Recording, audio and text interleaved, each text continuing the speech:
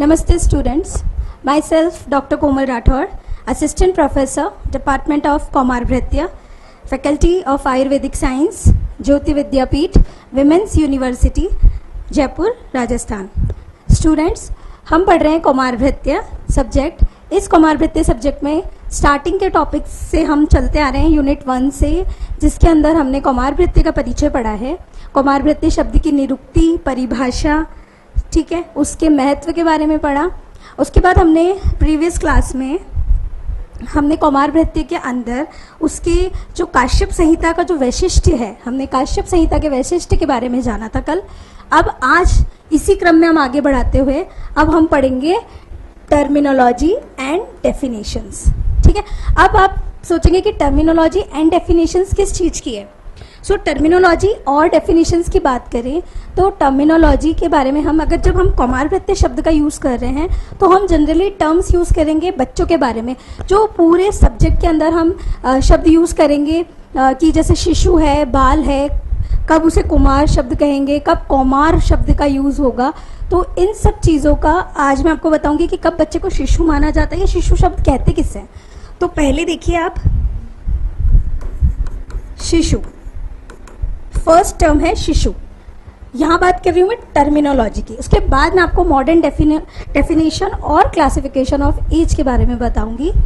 तो टर्मिनोलॉजी में पहले है शिशु। शिशु क्यों बोलते हैं इसे?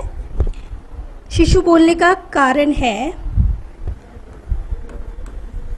अतिशय शयनेन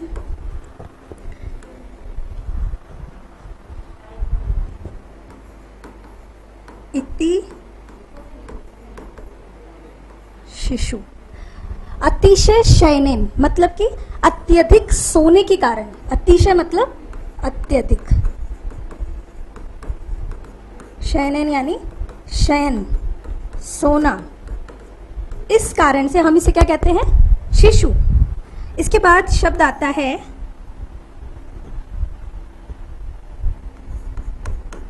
बालक। बालक क्यों बोलते हैं इसे? क्योंकि इसके लिए बल्यते वा ऐसे शब्द आता है। मतलब बालक इसीलिए बोला जाता है क्योंकि इस बालक फेज में बच्चे का बल का संवरण होता है। बल का संवरण, बल का संवरण होता है, या यूं कहते हैं वर्धन होता है। बल बढ़ता है इस बालक फेज में, क्योंकि शिशु फेज में तो बच्चा छोटा होता है, 1 साल तक की एज का होता है, तो वो अत्यधिक सोने में ही अपना समय व्यतीत करता है। 1 साल का अत्यधिक सोता है, मतलब 10 से 14 घंटे की नींद एक शिशु लेता है। इसके बाद बात करें तो बालक में कंटिन्यू ग्रोथ फेज रहती है, बढ़ता रहता है, बल का संवर्धन होता रहता है। ठीक है, तो इसलिए इसको बालक शब्द कहते हैं। थर्ड टर्मिनोलॉजी है हमारी, थर्ड टर्मिनोलॉजी है कुमार। कुमार क्यों बोलते हैं? कुमार, कुमार्यति, कीड़यति, या यूं कहते हैं सेकंड टर्म। ये तो एक टर्म होगी, सेकंड टर्म। सेकंड टर्म हो जाएगी कुमार क्रीड़ायाम। मतलब इस कुमार जो टर्म है, इसके अंदर बच्चा क्या करता है? हमेशा कुछ ना कुछ क्रीड़ाएं करता है, खेलता है, ठीक है, या फिर कुछ ना कुछ उसके फेज में चलता ही रहता है। ठीक है, तो कुमार इस समय क्रीड़ा करते हैं, और इसी फेज में कुमारावस्था फेज में ही क्या होता है? बच्चे की मृत्यु के सबसे ज्यादा कारण रहते हैं। मतलब इस कुमारावस्था फेज, क्योंकि इसे मॉडर्न के अकॉर्डिंग अभी मैं आपको बताऊंगी, इस फेज के अंदर बच्चे की सबसे ज्यादा मृत्यु दर होती है। तो सबसे ज्यादा मृत्यु का डर इसी फेज में रहता है, इसीलिए इसे कुमारावस्था फेज कही गई है। ठीक है, इसके लिए 2 टर्मिनोलॉजी आप याद रखें, ये दोनों, कि कुमार्यति क्रीड़यति, क्योंकि इसमें क्रीड़ा करता है, खेलता है, कूदता है, भागता है, ग्रोइंग फेज रहती है। ठीक है, कुमार्यति क्रीड़ायाम भी इसी के लिए यूज हुआ है। इसके बाद जो चौथी फेज है, जिसे कि हम कहते हैं कौमार। अब कुमार और कौमार 2 अवस्थाएं हैं, ध्यान रखिएगा। वैसे क्या होता है, कौमारावस्था जो है इसको मतलब कि बुक्स में टेक्स्ट में लिखा हुआ है इसकी जो फेज है ये होती है आपके कम से कम बर्थ टू 6 ईयर, ठीक है, ये तो टेक्स्ट में बताइए। लेकिन वेरियस अदर टेक्स्ट जो है उसमें क्या बताया है, 16 वर्ष तक, 16 ईयर्स, वेरी इंपॉर्टेंट। तभी तो इसे हम कौमार भृत्य कहते हैं, क्योंकि यहां बर्थ से लेकर, ध्यान रखिए, बर्थ से up to birth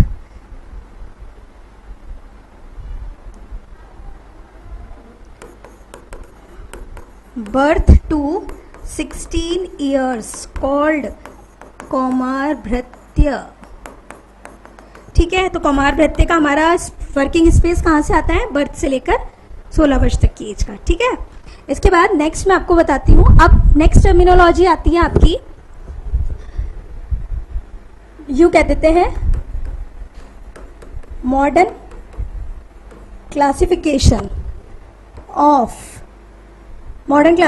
of as. अब मॉडर्न क्लासिफिकेशन ऑफ एज क्या होगी, जिसके अंदर हम बात करेंगे सबसे पहले। आप मॉडर्न के अकॉर्डिंग देखा जाए तो हम कब कहेंगे बच्चा कि कंसीव हो चुका है, या गर्भावस्था काल जो इसको हम बोले गेस्टेशनल एज, इंपॉर्टेंट है। पहले आप देखें गेस्टेशनल एज, इसको मैं पूरा लिख देती हूं।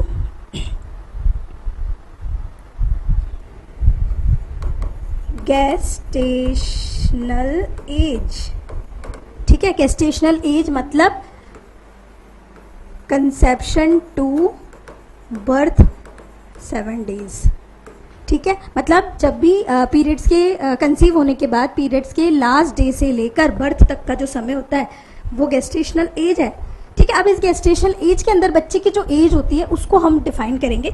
तो उसके लिए मैं आपको बताती हूँ। इसमें देखिए आप, इसमें सबसे पहले आता है आपके, सबसे पहले आप देखो, इसको मैं डिवाइड करती हूँ 3 फेजों में, ठीक है। सबसे पहले आता है आपके प्रीनेटल एज या प्रीनेटल फेज कह दो,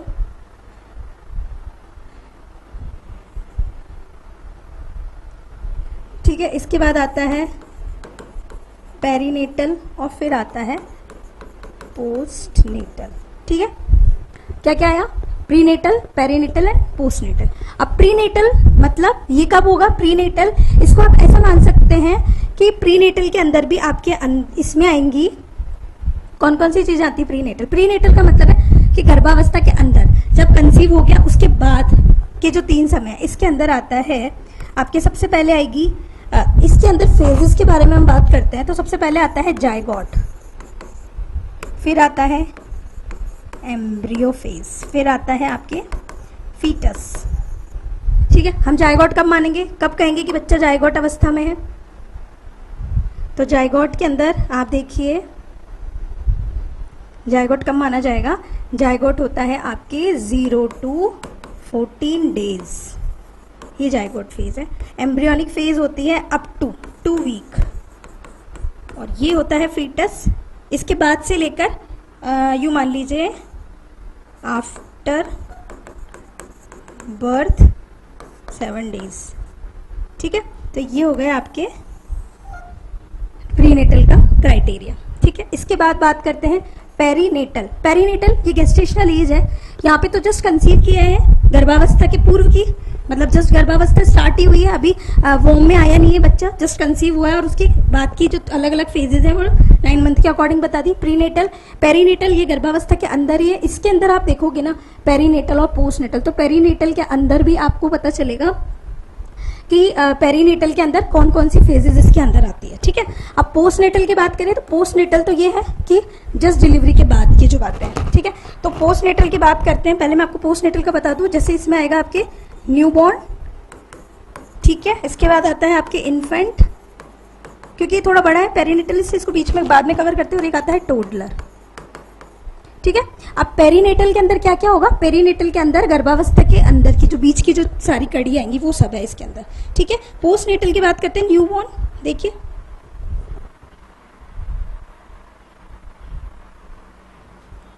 देखिए न्यूबॉर्न जो होता है ये होता है 4 वीक तक, ठीक है। इन्फेंट 1 ईयर अप टू, और टोडलर जो है वो 3 इयर्स तक के बच्चे जो होते हैं वो टोडलर कहलाते हैं। अब न्यूबॉर्न की मैं आपको बात बता दूं एक, कि न्यूबॉर्न में बता रखा है, देखिए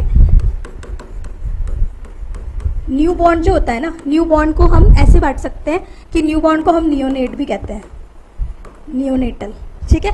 अब ये अप टू 1 ईयर तक चलता है, या सॉरी 1 मंथ, है ना, 1 मंथ तक चलेगा ये, 1 मंथ या 4 वीक। तो अब देखो अब क्या होता है, इसको बोलते हैं एक तो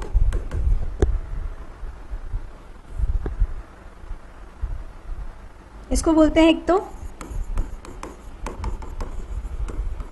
अर्ली नियोनेट अवस्था, एक होती है नीटल कर दो इसको, ठीक है, अर्ली नियोनेट और लेट नियोनेट। तो जो अर्ली वाला होता है ना, अर्ली वाले को हम जस्ट अर्ली और लेट से देखते हैं। तो ये होता है स्टार्टिंग के 7 डेज और 1 वीक। तो जो 1 वीक तक का बच्चा होता है उसको हम कहते हैं अर्ली नियोनेट, ठीक है। अब इसके बाद के जो 21 डेज बचेंगे उसको हम बोलेंगे लेट नियोनेट, ठीक है। तो ये आप जरूर ध्यान रखिए, काफी बार बच्चे कंफ्यूज होते हैं, न्यूबॉर्न क्या है, इन्फेंट क्या है, नियोनेटल फेज क्या है। इसे नियोनेटल फेज कहते हैं ना, neonatal phase up to 1 month और 4 वीक, इसके इस तरह से डिवाइड करेंगे। स्टार्टिंग के जो 7 दिन है उसको बोलते हैं हम अर्ली नियोनेट, और जो बाद के 21 दिन है इसको ऐसे भी बोल सकते हैं 7 to 28 डेज, ठीक है। तो ये आपके इसमें आ जाएगा, ठीक है ना, ये हो गया आपके ये। अब इसके बाद हम बात करते हैं गेस्टेशनल एज। अब गेस्टेशनल एज में आप अब गेस्टेशनल एज आप जब देख रहे हैं ना, तो वो आप ड्यूरेशन के अकॉर्डिंग देखें। ड्यूरेशन कैसे, कि बच्चा कैसा है, तो गेस्टेशनल एज को अपन ऐसे भी डिवाइड कर सकते हैं। अब देखो इसमें करते हैं हम, एक आता है आपके टर्म बेबी, एक होता है आपके प्री टर्म, और एक होता है, इसको मैं ऐसे लिख देती हूँ,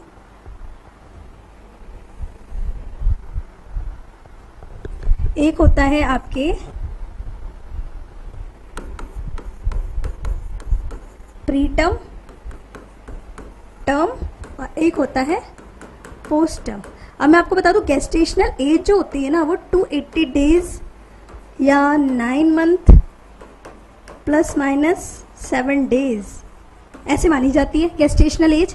अब आप इसमें देखिए, अब 9 मंथ 280 डेज है, इस 280 डेज को भी कंसीडर करते हैं लमसम 266 डेज, ठीक है, 266 डेज के अकॉर्डिंग करते हैं। तो अब टर्म और प्री टर्म और पोस्ट टर्म क्या होता है, तो मतलब यहाँ पे मैं बात कर रही हूँ 9 मंथ की, तो अगर, और इसको ऐसे भी लिख सकते हैं हम 37 वीक टू 41 वीक, ठीक है, 41। तो प्री टर्म में क्या होगा, प्री टर्म में 37 से पहले, तो इसको ऐसे लिख सकते हैं बिफोर, इसको लिख सकते हैं आप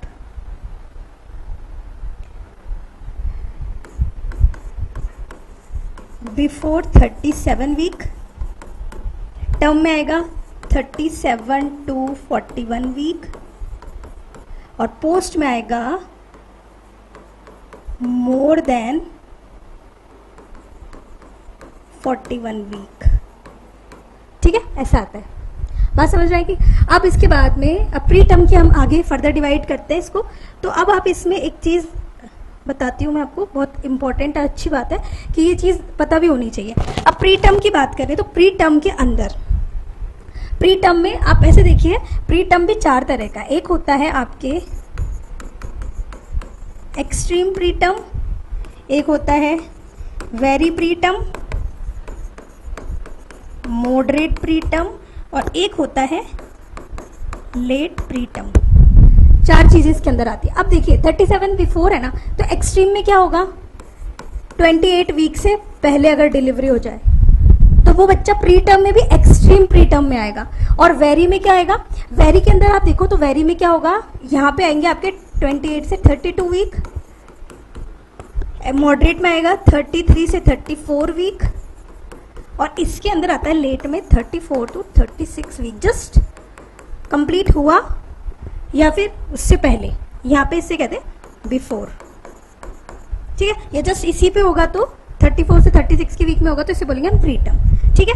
अब यही टर्म की बात करते हैं, तो टर्म में क्या होता है, टर्म में आप देखिए, टर्म में तो बता ही दिया मैंने आपको कि टर्म में तो बेबी जस्ट इसी पे होगा, लेकिन इसमें भी क्या होता है, टर्म के अंदर भी ऐसे बता रखा है, एक तो होता है आपके एंड टर्म, मॉडरेट और एक होता है लेट, ठीक है।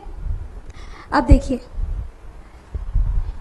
इसको आप टर्म को भी आप ऐसे बोल सकते हैं, हाँ एंड सही है, ठीक है। अब देखिए इसमें आएगा, अब यहाँ पे पहले लेट की बात करें तो ये आएगा 41 वीक के भी बाद, तो इससे ज़्यादा का समय लग जाए टर्म में, मतलब टर्म यूं भी नहीं बोले तो आप यूं समझ लीजिए इसको कि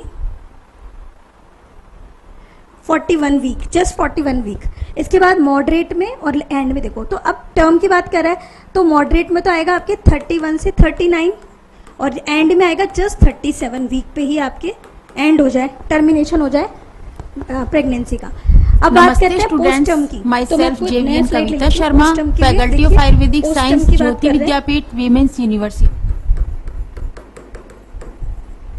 पोस्ट टर्म, पोस्ट टर्म के अंदर देखिए 3-4 बातें हैं इंपॉर्टेंट सी, वो याद करने की है कि पोस्ट टर्म में भी सबसे सिंपल सी बात है कि मैं बात ही बता रही हूँ 37 से 41 वीक होती है डिलीवरी की, ठीक है। तो पोस्ट टर्म क्या होगा, पोस्ट टर्म सिर्फ इतना ही है कि 41 वीक, इसमें लिखेंगे आप मोर देन 41 वीक। अब अगर 41 वीक के बाद डिलीवरी होती है, 41 वीक खत्म होते से ही डिलीवरी हो रही है या इससे ज्यादा का समय ले रहे हैं, तो उसको हम बोलेंगे पोस्टम डिलीवरी, ठीक है। तो ये पोस्टम डिलीवरी, तो इस तरह से आपके टर्म, प्री टर्म और पोस्टम, ये 3 चीजें जो हैं, इन 3 चीजों को आपको कोरिलेट करना आना चाहिए, किससे, गेस्टेशनल एज से, ठीक है। तो अगर अब मैं इसके बाद जो नेक्स्ट क्लास होगी ना, उसके अंदर मैं आपको गेस्टेशनल एज का आगे फर्दर डिवाइडेशन बताऊंगी, किसके साथ, एज के साथ, वेट के साथ, ठीक है। तो अभी की क्लास के लिए सिर्फ आप इतना समझिए कि टर्मिनोलॉजी में बालक, शिशु, कौमार और कुमार होते क्या हैं, इसके अलावा प्री टर्म, पोस्ट टर्म और टर्म बेबी क्या होते हैं, इनका वेट किस किस प्रकार का होता है। अब मैं इसके बाद इनका वेट और उसके अकॉर्डिंग क्लासिफिकेशन आपको नेक्स्ट क्लास में बताऊंगी। इस क्लास के लिए इतना ही। Thank you so much.